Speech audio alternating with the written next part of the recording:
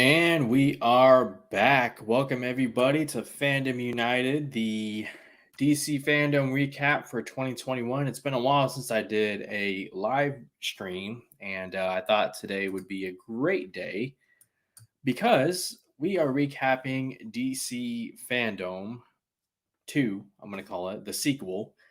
As some of you may know, last year we did some coverage on the other channel, Apocalypse. And I'm just going to go out and say it. Last year was so much better.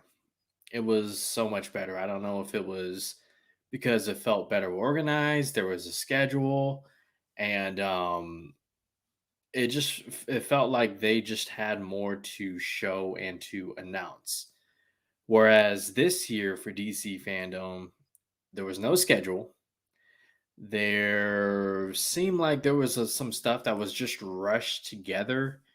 And I for myself, I remember last year, the first year, very well. And it just felt underwhelming, disappointed. There were some cool moments. There were definitely some cool stuff to talk about. But we did it. We made it through another DC Fandom. Cheers.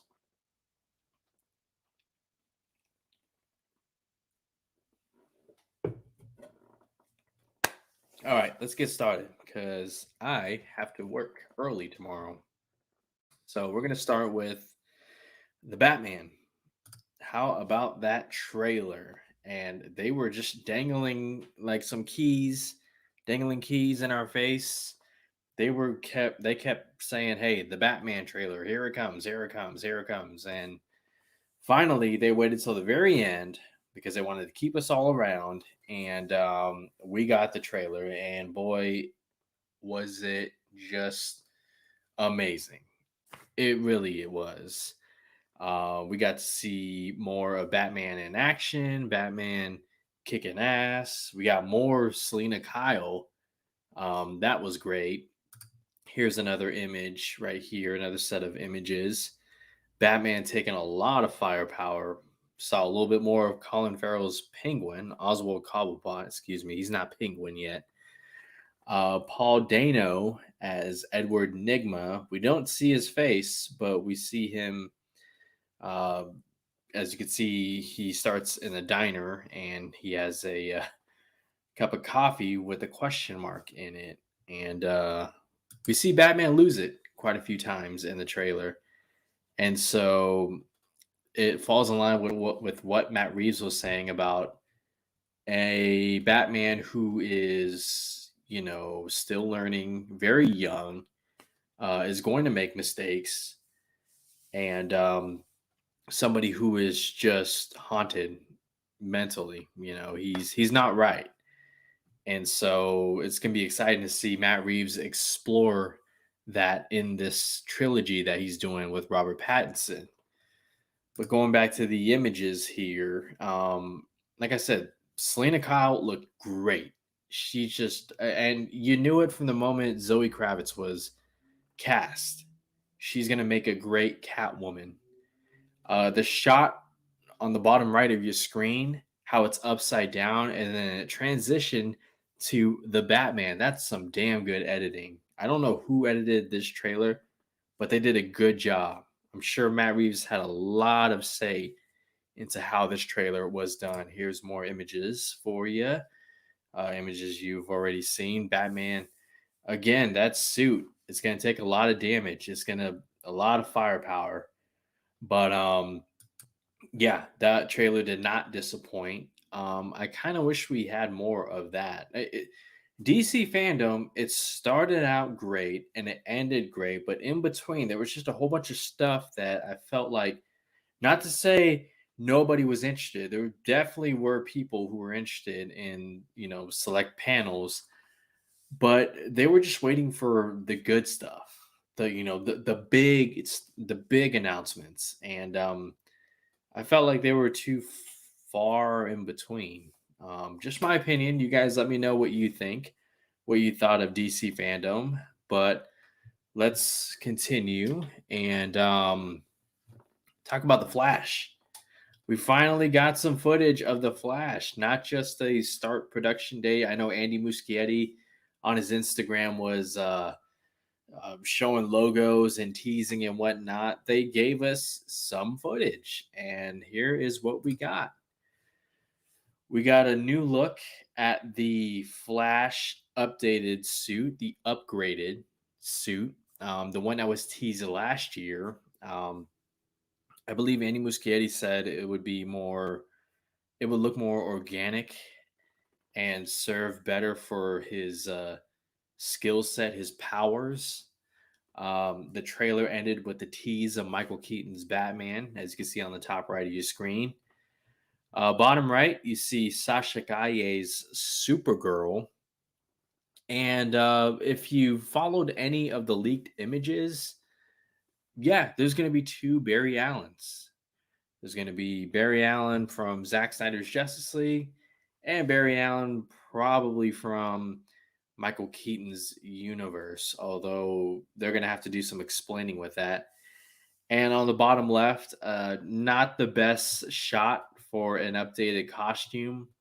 If you go on Twitter, type in the Flash, you're going to see some harsh criticism about that upgraded suit. Here's another batch of images from the trailer, well, the teaser.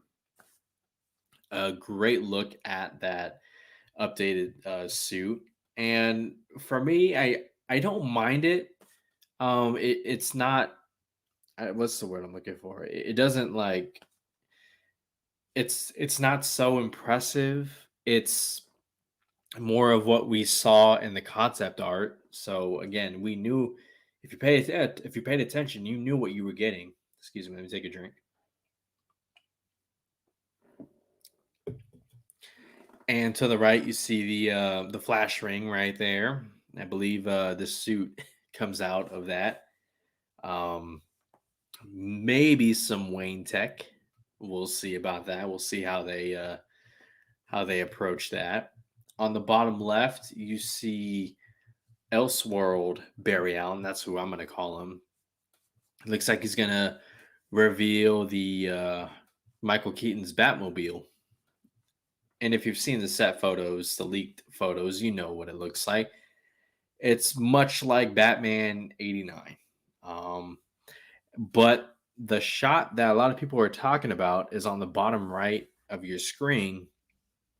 And it's the bat cowl. And there's blood at the bottom. And a lot of fans are freaking out.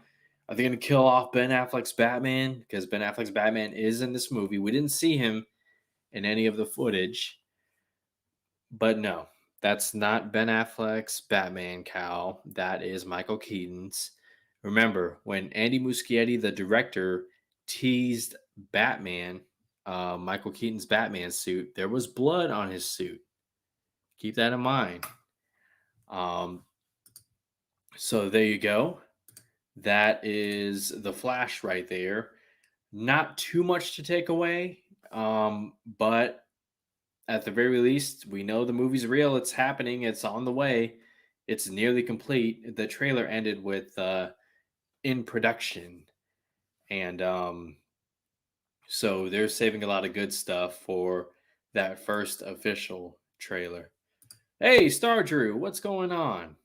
Thank you for being here. I appreciate it so much. It's been a while since I've done one of these. So I appreciate you being here and hanging out. And those of you watching on playback, I appreciate you as well. Let's see. Let's go from the Flash to Black Adam. And when I say DC Fandome started off with a bang, I think starting off with Dwayne Johnson was brilliant. We got our first look at the costume, and I love that he's wearing the hood. It's very like Jedi Sith, like, back in ancient times, because Black Adam is somebody from thousands of years ago, and he has been awakened. And what he does when he is awakened, it's like, don't ever disrupt Black Adam when he's sleeping, because he will annihilate you like he did this guy. He used his powers and fried his ass. Man, that was dark. That was dark, and I loved it.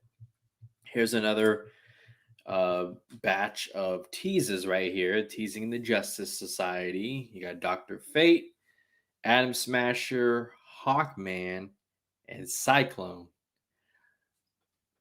Now, the theory from earlier on the stream was he's going to have to team up with them to fight a bigger threat.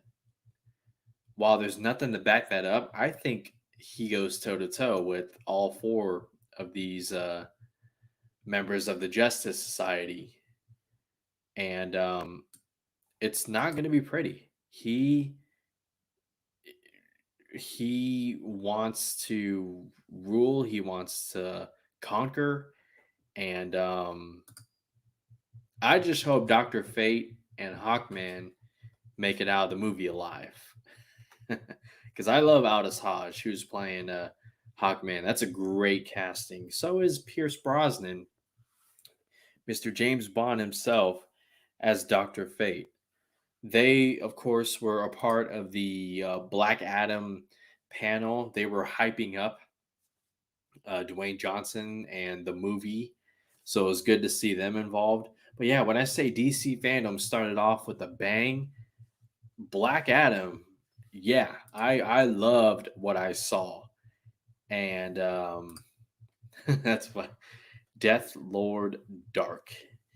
And yeah, Pierce is, yeah, that's a great casting. And like I said, I hope Pierce Brosnan appears in multiple movies.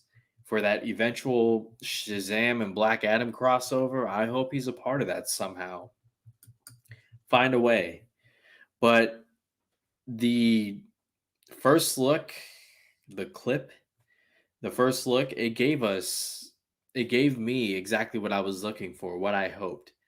And that's a Dwayne Johnson, The Rock, who's more like, if you've seen the movie Faster, it's a 2009 movie starring Dwayne Johnson where he's ruthless, he's mean, he's menacing.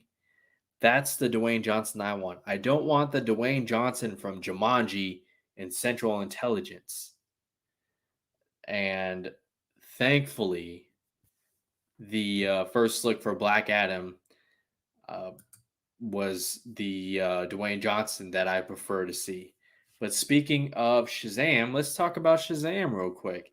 A movie that Shazam Fury of the Gods, a movie that I have been watching closely, and everything I see, I just love. Here are some images for Shazam Fury of the Gods. We see our villains on the lower row.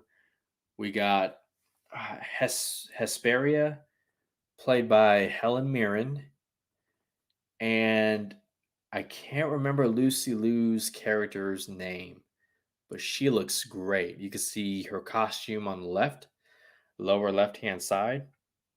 I love seeing Lucy Liu back on the big screen. It's going to be awesome.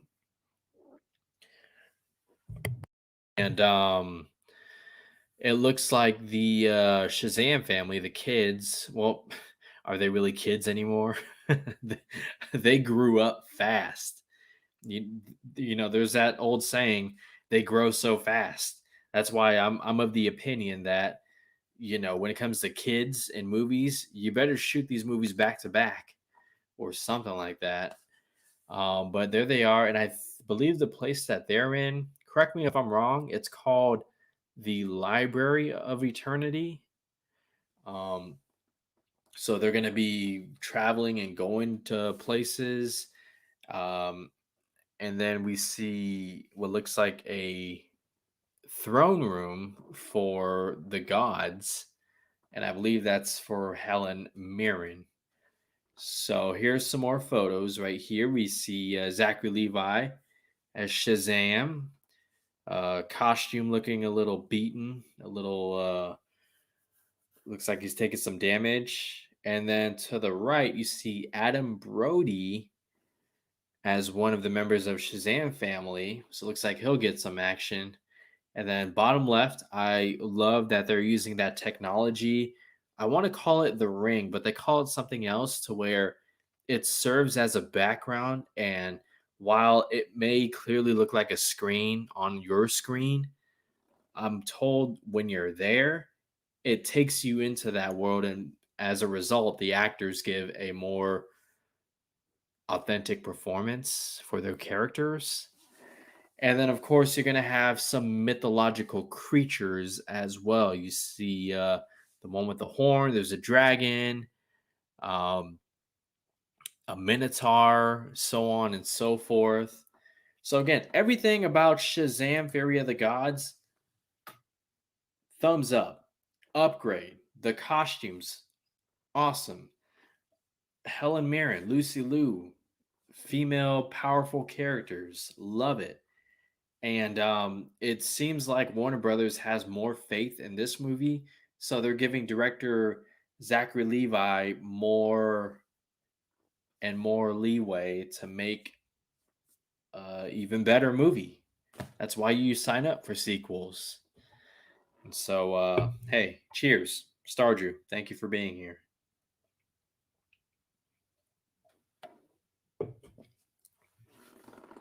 All right, let's talk about Aquaman and the Lost Kingdom. No footage. Well, behind the scenes footage, sort of. But here is some concept art from Aquaman and the Lost Kingdom. And James Gunn described it as a more mature movie. There'll still be fun. There will still be fun. There'll still be laughs. Of course, when you have Jason Momoa front and center, you're going to have that. He's so charismatic. But as you can see, James Wan is going to give us more creatures in this movie, whether they're from Atlantis or from other worlds. That image on the bottom left, where it looks like they're in another world, I think that might be a similar place to where we found Aquaman's mother in the first movie. Remember how they went through the water and they came out and they were in this other place? I think they're either going to go back to that place where Aquaman's mother was, or they'll go to another place similar, a la the Lost Kingdom. So yeah, so there's like some giant hoppers. That image on the top right, I mean that's fascinating. Looks like some sort of creature that wants to eat Arthur Curry. And then you got your Atlantis technology as well. So it'll be kind of a blend of everything that we've already seen, just even more of a spectacle. And here's some more footage right here. How about Aquaman riding a seahorse with some armor on it? How badass. And again, another look on the top right. Another world, the Lost Kingdom.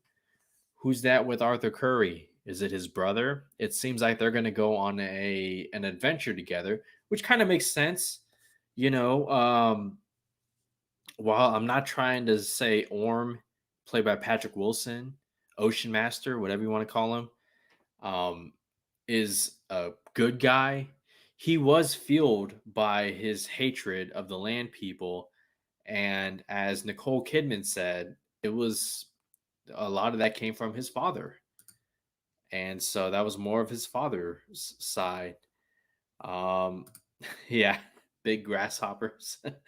I don't know about that. We'll see. We will see. And yeah, Aquaman's one of those movies that it's highly rewatchable. Going back to these concept art here, looks like they're going to go into the desert again.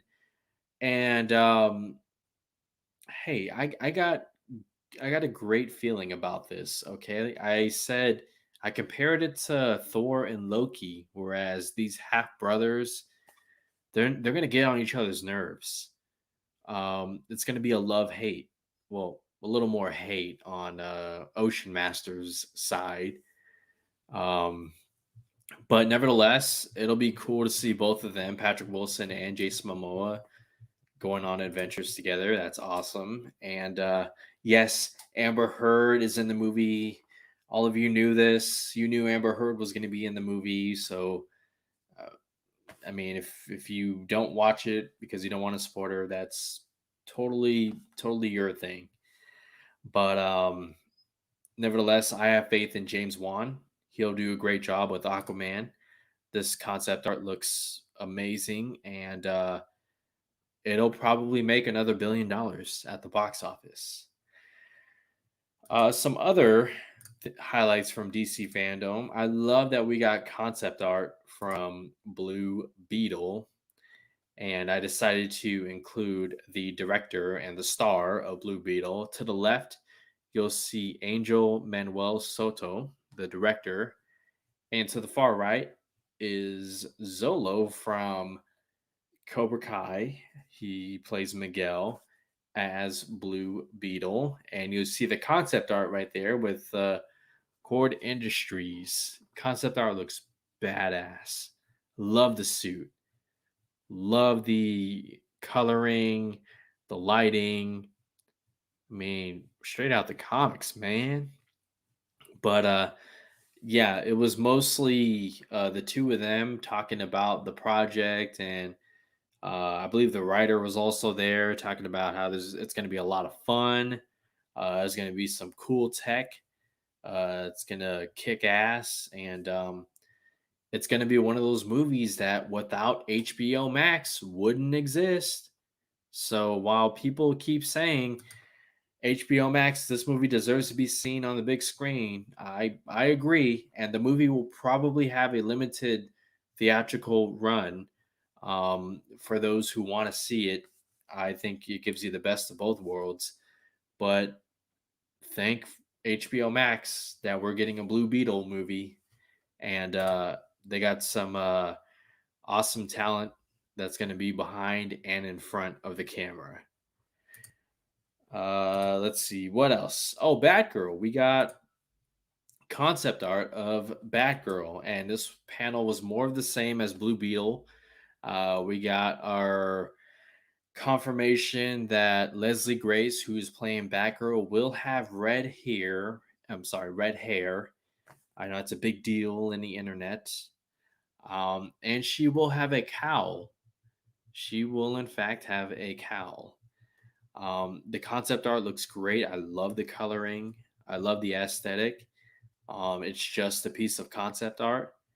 But my takeaway from this panel was seeing the energy and excitement from the directors, Adi and Bilal, who did Bad Boys for Life, Bad Boys 3. I love what they did with that movie, and it gives me a lot of confidence in Batgirl. Um, there was a missed opportunity. I think they should have confirmed because the major trades were reporting that J.K. Simmons as Commissioner Gordon will be in this movie. And the directors, I think it was 2 days ago, said Batman will be in this movie, but they didn't say which Batman. Can you imagine if they said, we have an announcement, Ben Affleck's Batman? Because, if you have J.K. Simmons as Commissioner Gordon, who's Batman in J.K. Simmons' world as Commissioner Gordon? It's Ben Affleck. Can you imagine? That probably would have stole the thunder. That's probably why they didn't do it. It would have stole the thunder from the Flash movie. Maybe not the Batman, but probably Black Adam. So there may have been a little bit of strategy from Warner Brothers, like, we don't want to do that because that'll be all that they talk about. We want to give our other projects, even though we're going to watch all of their projects, as far as the big screen goes and HBO Max. But I thought they missed an opportunity to confirm more castings and make Batgirl all of a sudden a must see for DC fans. Should have did it. Missed opportunity. But maybe Maybe next year's. We'll talk about whether if there was going to be a next year DC fandom or not. Um, but clearly they're waiting on those announcements. So let's go from Batgirl to Batman the Cape Crusader. Now, Batman the Cape Crusader is the animated Batman show with Matt Reeves is executive producing, as well as J.J. Abrams, Bruce Timm, who's a big name in the DC animated world, who did Batman the animated series, is highly involved in this. And in fact, I'm going to give you a little refresher on Bruce Timm, and here's what he said during the panel. One of my elevator pitch versions of this show is that it's more Batman the Animated Series than Batman the Animated Series. It kind of goes back to the original principles of the show that we originally came up with back in the early 90s. There was certain limitations on what we could do in terms of adult content, in terms of violence and adult themes. And my idea is basically to say, okay, it's 1990 again. I get to do what I want to do this time. And I got JJ and Matt backing me up. I love it. I love the people involved in this. You get Bruce Timm back after seeing what he did with the animated series with Mask of the Phantasm. I think he was involved in the story, or it might have been the screenplay, one of the two. But the Justice League animated series and Batman Beyond, are you kidding me? You're getting this guy to come back and do a Batman animated series in 2021 with Matt Reeves involved as executive producer? Bro, sign me up. I don't care if it's animated. I will watch it. Hell yeah. Speaking of animated, the Harley Quinn show made a presence at DC Fandome. And even though all they showed was some drawings, some, excuse me, some concept drawings of what the episodes will be because they didn't have anything ready, it was still nice to have a presentation exclusively for DC Fandome. Um, and it was Harley Quinn herself doing the voice. What's her name? Who does the Harley Quinn show? She does the voice. She's also in Big Bang Theory. Kaylee Cuoco. Yes, her. She's great. I love her. I love her in real life, and I love her as Harley Quinn. And even though it was drawings, they showed Ivy and Harley kissing, and they're like, "Yep, this is the adult animated show. They're back for a third season, and it's going to be awesome. It will be awesome. You know what else will be awesome? Suicide Squad, Kill the Justice League. How about that video game? Here's some stills from the footage that they showed. No actual gameplay, so hurry up. You got about a year, less than a year. But here are some stills from what was shown. As you can see, Suicide Squad gets activated. I'm sorry, Task Force X, and they have to go kill the Justice League, who has been taken over by Brainiac. You can see on the top right.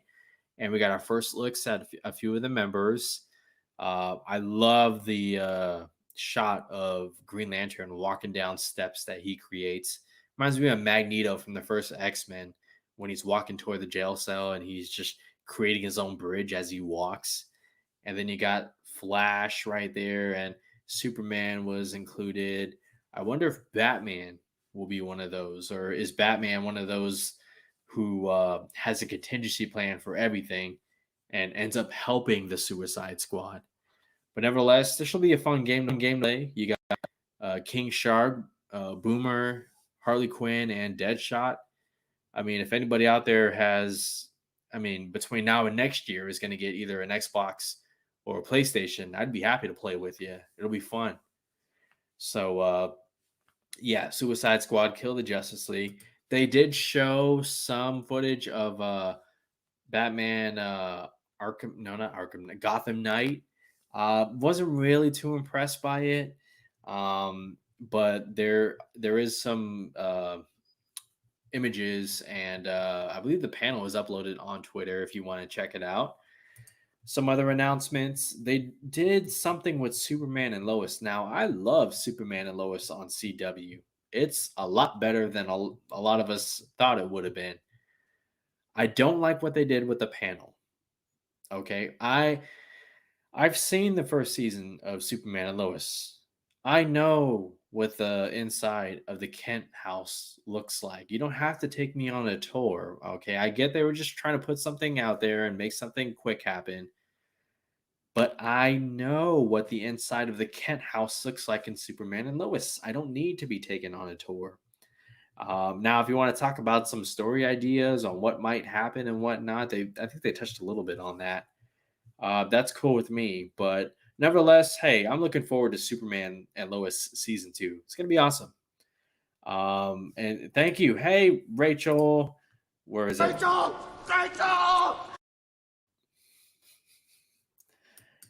Welcome back.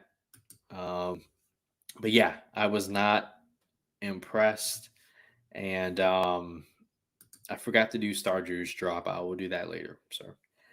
But yeah, other than that, Patty Jenkins quickly mentioned Wonder Woman 3. And while I am excited about Wonder Woman 3, I mean, I think 84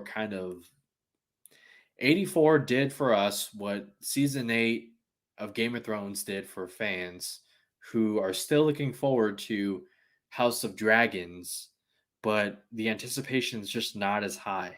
Like, in financial terms, the stock has lowered. Okay, but Patty Jenkins still proven filmmaker. Okay, like she's made Monster, which won Charlize Theron her Oscar, the first ever Wonder Woman live action movie. While Wonder Woman 84 wasn't really that good, I mean she's still 2 for 1. So we'll see. We'll see. And I would have. We'll talk about missed opportunities. Let me add that because I just thought of one right now.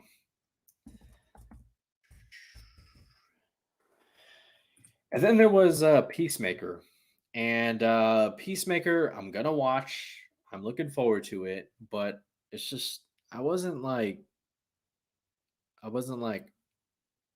for Peacemaker. I don't know. Like, why all of a sudden? Um, but nevertheless, John Cena, he's having the time of his life playing a villain who thinks he's a hero. And if you enjoyed the Suicide Squad, you will probably enjoy Peacemaker. If you didn't like the Suicide Squad, you probably won't like Peacemaker. Well, if you didn't like the Suicide Squad, but you actually didn't mind John Cena as Peacemaker, then you'll enjoy it. But nevertheless, if you've seen the footage, you'll know right away if this is for you or not. I did like that they described it as The Office with superheroes, how it's kind of like, your coworkers and putting up with them and working with them and all that kind of stuff. Um, so we'll see. It's those kind of shows are the reason why you subscribe to HBO Max. I'm sorry, Stardew. I know you don't have HBO Max yet, but it, not every piece of content is going to be your cup of tea, but nevertheless, that's why you get these streaming services. It's for them to produce these shows and keep it going. So, Rachel, I hope you check out the first episode of Peacemaker at least. And like I said, you'll know right away if it's your cup of tea or not. Thank you for agreeing with me. We don't agree much when it comes to DC, but when we do, it's like it's like sipping on a cold beer after a long day. So, can they find another excuse to bring back Pine? If they bring back Chris, like a lot of that's how much faith we had in Patty Jenkins with Wonder Woman 84. You bringing Chris Pine back? Oh, they'll find a way. I mean, they were so good in the first movie, right?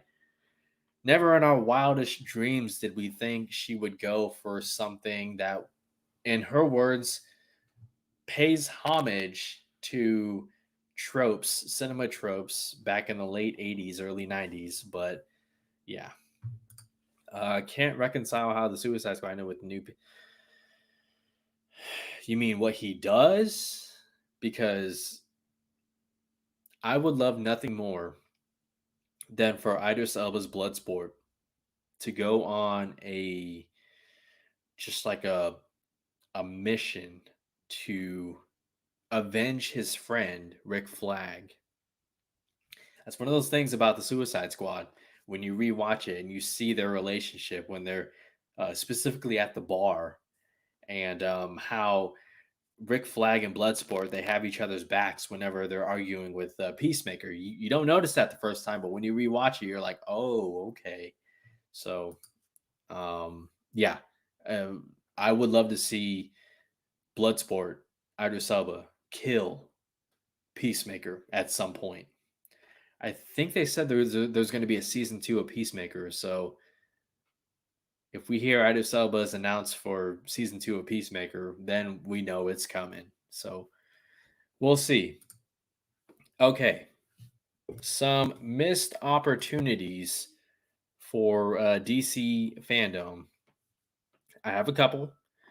I mentioned one of them earlier, and I brought this up to Star Drew. But if you're gonna have a Batgirl, you might as well confirm J.K. Simmons as Commissioner Gordon. The major trades reported that, and like I said, if you would have announced or confirmed J.K. Simmons as Commissioner Gordon and then confirm Ben Affleck as Batman will make an appearance in Batgirl, damn, wow. Um, some other missed opportunities. Look, you should have, and I don't know if they're actually taking this seriously or not, but if the Suicide Squad air cut, David Ayer's Suicide Squad, is in fact happening, what better time than at DC Fandome? I mean, you take a look at the momentum that David Ayer's Suicide Squad, his air cut, his original cut had, right? You have the Hollywood Reporter at the red carpet of the Suicide Squad premiere asking every cast member their thoughts of whether or not David Ayer's Suicide Squad should see the light of day on HBO Max. A lot of the responses were very supportive. Now, maybe that's a PR thing, or maybe those who did work with David Ayer actually enjoyed working with the guy and want to see the filmmaker for artistic integrity reasons. You have that. And then, of course, you had the headlines about the Suicide Squad's box office, right? And people losing interest in this, the Suicide Squad, even though, you still have to take into consideration it had an R rating. It did release on HBO Max the same day.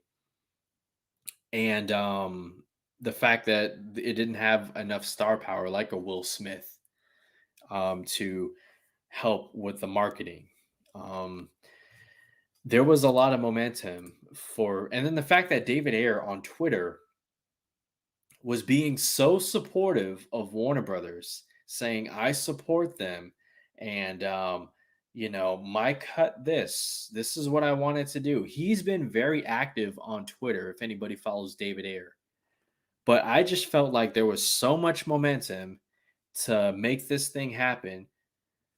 And they didn't, which means they're probably not considering doing that, which doesn't, again, make sense. You have a streaming service like HBO Max who desperately needs to compete with Netflix and a Disney Plus and to an extent a Prime Video. It's more content.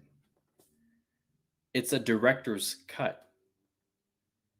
And in my opinion, I thought it was a missed opportunity. Even a few minor announcements would have driven up the hype. Exactly. A lot of a lot of the good stuff in DC fandom, like you had to wait. You had to wait just to see it. And there was all this stuff in between that they kept trying to put in our faces and, get us to be excited about. And there were people who were excited about. The problem is a majority of your audience is there for the big stuff. So again, it makes you think. There was no schedule released for DC fandom in the days leading up to today, and now I know why. Now we all know why, and it's because they wanted us to sit through everything, and they kept dangling the keys and saying, "Hey, here's Batman, the Batman. Don't leave the Batman. You're gonna miss the Batman." So yeah, and some other missed opportunities. Where was Henry Cavill, Superman, or Ben Affleck's Batman? I mean, you're talking about two of the three of the DC Holy Trinity. Nothing. Nothing. You got no problem playing John Williams' score with his theme, Superman theme, which is an amazing theme. We don't come on now. But still. Henry Cavill Superman. You gonna do anything with him? You gonna do anything with Superman? I get it. We got CW Superman and Lois. I love CW Superman and Lois, but come on. And then no update on the Amazonian spinoff. Remember that? The spinoff that was going to feature these ladies right here: General Antiope, Queen Hippolyta, and a bunch more Amazonians. Nothing. Nothing. Not. Nope. Not. Hey, it's in development. It's coming to HBO Max. Nothing. No. But you know what you will get? Wonder Woman 3 with Linda Carter. Okay. All right. Look, overall, like I said in my opening remarks, I think last year's DC fandom was it was truly something special. I mean, given the timing with the pandemic, all of the in my opinion, it was the most that DC fans have been united in years because you had the Snyder Cut, you had Wonder Woman 84, you had Black Adam, Dwayne Johnson there. You had James Gunn, a Marvel director, with the Suicide Squad coming out. And regardless of your opinions now, a year ago, there was a lot of hype, and I felt like that the hype wasn't really there. Um, you felt moments of it during panels like the Batman and Black Adam and whatnot, but overall, it's just I don't know if there's going to be a next year for DC fandom. I can't imagine if you would have thought back in March of last year that we would still be in this, mask and Delta variant and whatnot. But I can't imagine next year there would be restrictions or social distancing or any of that kind of stuff. And I'm talking about on a global scale, to where you can have these live events again. I had a lot of uh, faith in Warner Brothers to make DC Fandom an every year thing to where you don't have to share the spotlight at a Comic Con with 3 or 4 other studios. You can have 24 hours of stuff trending online. And speaking of trending online, I love this fandom. I love these guys. Look what's trending on Twitter right now. Oh yeah, baby. Restore the Snyderverse at 335,000 tweets. Mind you, nobody has promoted this hashtag. Nobody's promoting this hashtag. Nobody organized this trending event. And look at those numbers right there. It's truly amazing just to see. You know what? It says right here, Screen Rant. DC fandom gave plenty of new looks at DC's upcoming projects, but fans are still looking to the past as Restored to Snyderverse trended before the event. And I still want to see where this story goes. I mean, I kind of know where the story goes, but still, it's like Snyder Cut left. Look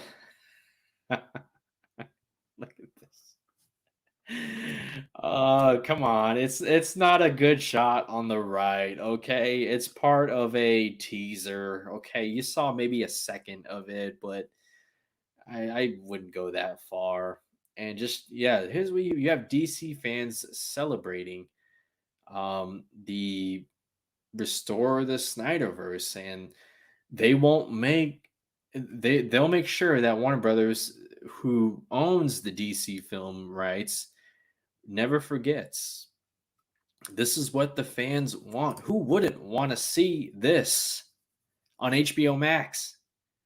Look at this right here. This could pass as a real poster. As obviously they took Nolan's The Dark Knight Rises inspiration, but for a fan thing, that's pretty damn good. Where was this guy at DC Fandome, man? This guy's in the spotlight right now with J Lo. Okay, he's living his best life. But nothing. Yeah, see, a lot of trending, a lot of reminiscent about last year, how the hype was building up for DC Fandome. Um, so on and so forth. So look, you don't get 335,000 tweets and say it's just a small minority, okay? I am excited about the future of DC.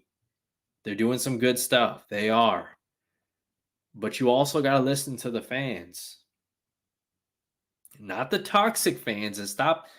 Okay, don't get it twisted, okay? The toxic fans are a small minority, but unfortunately that small minority is very loud. They use those bullhorn microphones and whatnot, okay? Like, don't generalize, okay? Every tree has its bad apples, okay? And believe me, it's over at Marvel as well. It's over there. Trust me, it is. But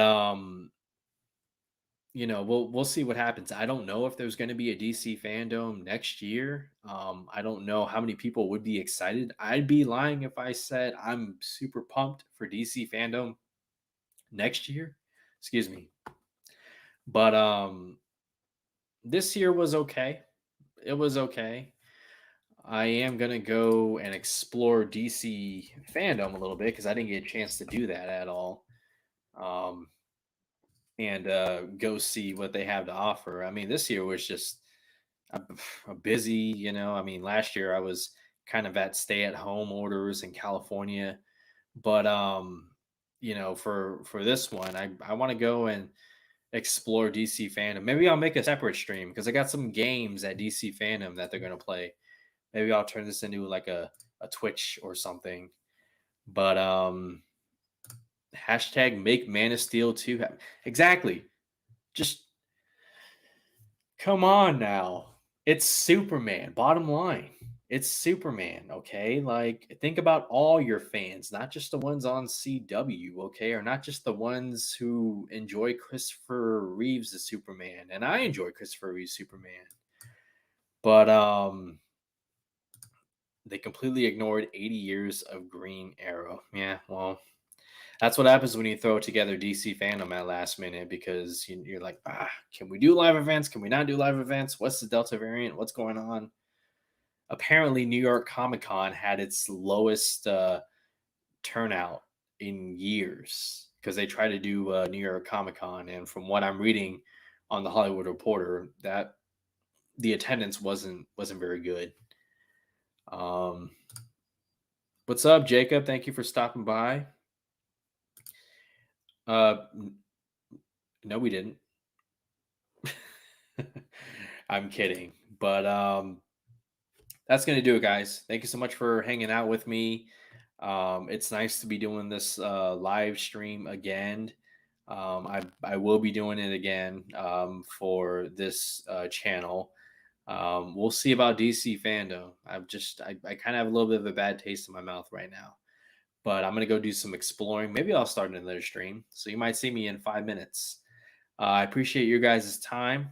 I appreciate your subscriptions. Whether you're hanging out for 10 minutes, 10 seconds, every moment of your time matters. And I just want you to know that your time is not wasted, it is greatly appreciated. So that's going to do it, guys. Thank you so much. Until next time, you guys take care.